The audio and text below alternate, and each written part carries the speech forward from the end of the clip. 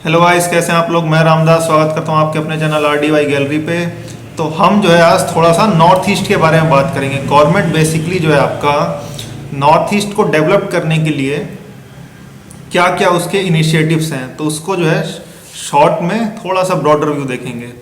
तो बेसिकली अगर आप नॉर्थ ईस्ट का मैप देखिए तो इस मैप में आप देखेंगे कि एक चिकन नेक है। आपका जो चिकन नेक है जो नॉर्थ ईस्ट को मेनलैंड इंडिया से जोड़ता है, सिलीगुड़ी कॉरिडोर, वो बहुत ही पतला है और नीचे आपका कुछ है नहीं। तो मेनलैंड इंडिया से जोड़ने के लिए सिर्फ ऊपर ही एक रास्ता है। तो नॉर्थ ईस्ट को प्रॉस्परस और सिक्योरिटी प्रोवाइड करने के लिए मोटे तौर पे आप देखेंगे तो इंडिया जो है आपका एक प्रोजेक्ट पे काम कर रहा है जो कि आपका कलादान प्रोजेक्ट है, जो कि आपको कलकत्ता जो है आपका वेस्ट बंगाल, वहाँ से जो है आपको जोड़ेगा म्यांमार से, और दूसरे जो है बांग्लादेश के अंदर से जो है कुछ रेल लाइन जो है आपका नॉर्थ ईस्ट में जो है कनेक्ट कर रही है। तो बेसिकली नॉर्थ ईस्ट के लिए अगर देखा जाए तो हम दो देश पे काफ़ी हद तक रिलाई करते हैं। एक तो वेस्ट बंगाल से होके आपका बांग्लादेश हो गया, एक तो बांग्लादेश, और उसके बाद दूसरा आपका जो है म्यांमार है। तो यानी कि खाली हम किसी एक देश पे रिलाई नहीं कर रहे हैं, दो देश पे कर रहे हैं। तो कहा जाता है don't put all eggs in one basket. तो यानी कि हम ऑलमोस्ट दो देशों पे रिलाई कर रहे हैं। तो अगर देखा जाए तो ये तो हमारी सिक्योरिटी के लिए हो गया, ठीक है, सही बात है।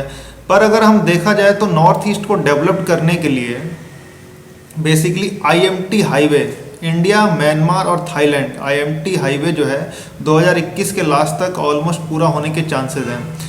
तो वो जो है हमको आप देखेंगे तो वो मोरे मणिपुर से निकल के आपका थाईलैंड तक जा रहा है, उसको वियतनाम, कंबोडिया आगे जोड़ने का विचार है। तो अगर आप नॉर्थ ईस्ट को देखेंगे तो हम उसको मेनलैंड इंडिया से कनेक्ट तो अच्छे से कर सकते हैं, बहुत अच्छे से कर सकते हैं। पर अगर उसको डेवलपमेंट, इकोनॉमिक इंटीग्रेशन करा जाए तो मेनलैंड इंडिया से इकोनॉमिक इंटीग्रेशन की उसकी कॉस्ट ज़्यादा होगी बजाय कि आपका एशियन कंट्री से, क्योंकि आप देखिए वहाँ से वो काफ़ी हद तक अच्छे से कनेक्टेड है बजाय मेनलैंड इंडिया के। ये हमारा एक ड्रॉबैक भी है और ये हमारे लिए फ़ायदा हो सकता है। अब तक ड्रॉबैक था लेकिन अब ये फ़ायदे में ऐसे कन्वर्ट हो सकता है कि अगर हम उसको जोड़ दें, Myanmar, Cambodia, Laos, Vietnam, by road तो जुड़ रहा है, फ्यूचर में पूरे चांसेस है बाय रेल रूट भी जुड़े। तो इससे हमारा एक्सपोर्ट बढ़ेगा।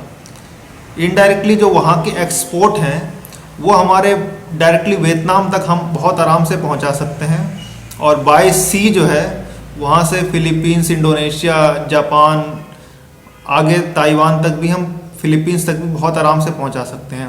तो बेसिकली जो इंडिया IMT हाईवे जो है आपका, इंडिया म्यांमार थाईलैंड हाईवे, इस पे जो गवर्नमेंट काम कर रही है, इसको बहुत सारे सोर्सेज से ये कहा जा रहा है कि इसको हाईवे की बजाय इसको आप कॉरिडोर में बदलिए, इकोनॉमिक कॉरिडोर। जैसे आपका Delhi Mumbai DMIC, Delhi Mumbai industrial corridor है, दिल्ली से मुंबई आपको जोड़ रहा है और उस कॉरिडोर के अगल बगल में इंडस्ट्रियल जोन है। उस तरह से आप इसको जोड़िए। इंटीग्रेट तो आप कर ही रहे हैं, पर बगल में जो है आप इंडस्ट्रियल कॉरिडोर भी जो है स्थापित कीजिए।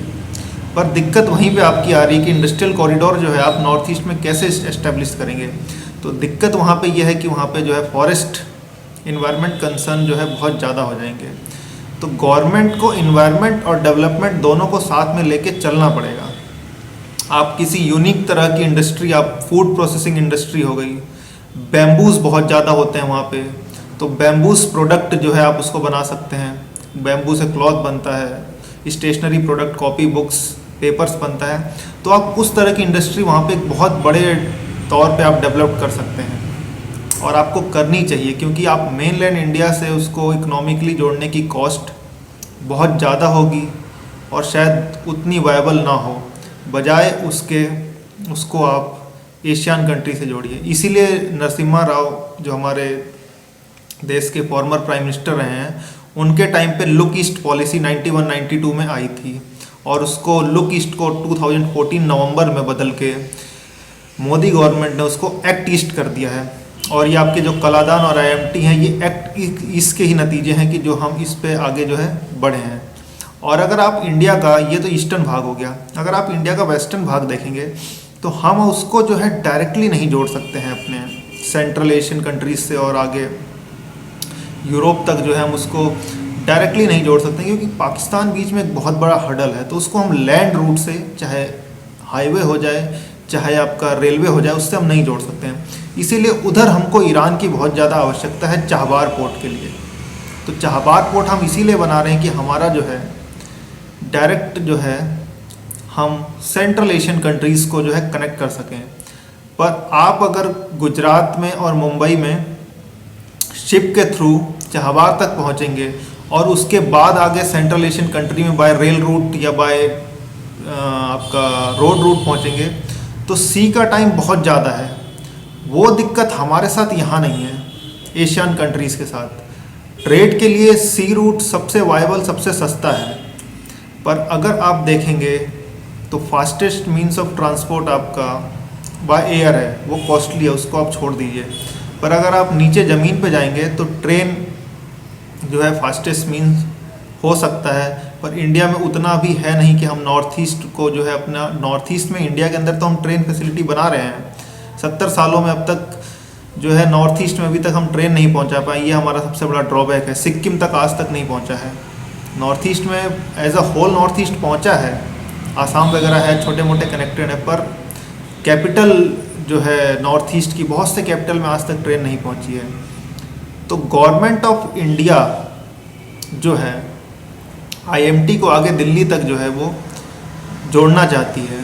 तो ये बेसिकली हमें फ्यूचर में इस पे जो है काफ़ी हद तक ध्यान देना होगा, ताकि हम इसको एक एक्सपोर्ट, माना ये जा रहा है कि हमारा नॉर्थ ईस्ट के जो प्रोडक्ट हैं वो काफ़ी हद तक एशियन कंट्री में एक्सेप्टेबल होंगे और अच्छे मार्जिन पे एक्सेप्टेबल होंगे।